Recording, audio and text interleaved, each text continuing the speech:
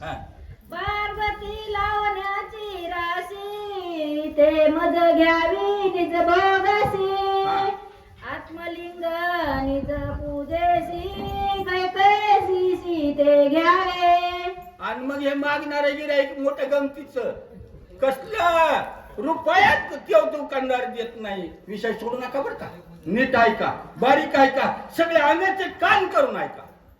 रुपया दिल्याला द्यायचा देऊ वाटत नाही दुकानदाराला. अतिथी विनमुख गेली आहे ना. मग आम्ही सर्टिफिकेट काढलंय कायचं भीक मागायचं. आमच्या राणा 2.5 एकर रानाला 50,000 रुपये नुकसान भरपाई द्या. सुधारित भिकारी, सुधारित भिकारी. अहो तुम्हाला म्हातारपणाची पगार आली का नाही हो? त्याच्या घरी 3 मजली इमारत, 4 चाकी वाहन आणि ते म्हणते म्हातारपणाची पगार.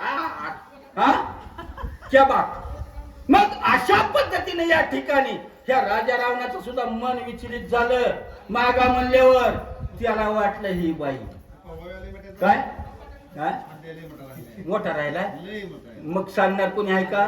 बसा. पुंडलिका वरदे हरी विठ्ठल श्री ज्ञानदेव.